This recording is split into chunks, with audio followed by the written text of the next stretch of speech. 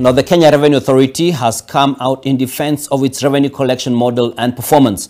This comes hot on the heels of an ongoing debate on the delay of salaries for civil servants and disbursement of funds to the counties. The Kenya Revenue Authority adds that its revenue collection, has hit an 8% growth this year compared to a similar period last year. Treasury CS Professor Njuguna Ndung'u has unequivocally stated that the country is in a financial fix. So, where are the funds collected by KRA being channeled to? NTV Sydney Chazima now reports. As the counties and civil servants continue to come to terms with the delay in disbursement of funds and salaries, the Kenya Revenue Authority now says it is not to blame. In a statement sent to newsrooms, the taxman says in part, quote, "We have also kept pace with revenue collection compared to prior year collections. Revenue collection averaged 95.1% on the original target and 93.4% on the supplementary target, representing an 8% growth." This statement by KRA points at a revenue collection of 1.5 trillion shillings by close of March 2023. And as the blame shifting now picks pace, just where are the monies collected being channeled to? Lately, legislators and civil servants have opened up on delayed March salaries, while activities in the counties have stalled owing to delayed disbursement of the equitable share for over 3 months.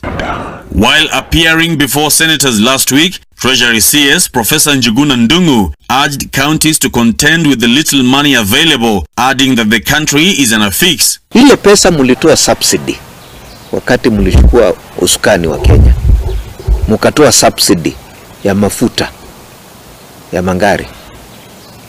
Mukatoa subsidy ya unga. Hiyo pesa mulipeleka wapi? Hii maneno yenu mnasema sijui Kenya ina pesa.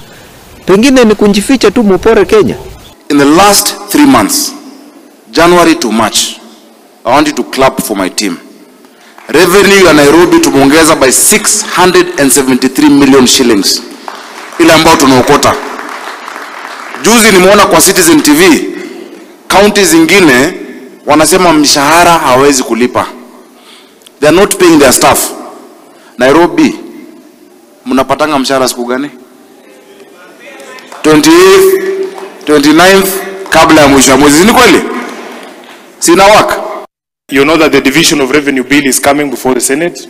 You know me. I am going to fight for Nairobi. I am going to fight for as much resources as we can get allocated to Nairobi. The Treasury CS said the financial difficulties are as a result of underwhelming revenue growth and constrained access to capital because of dwindling borrowing capacity. Data from the Central Bank of Kenya shows that the 10th April 10-year bond auction, one of the ways the government raises funds locally, targeted to raise 20 billion shillings, but the total bids received were 3.57 billion.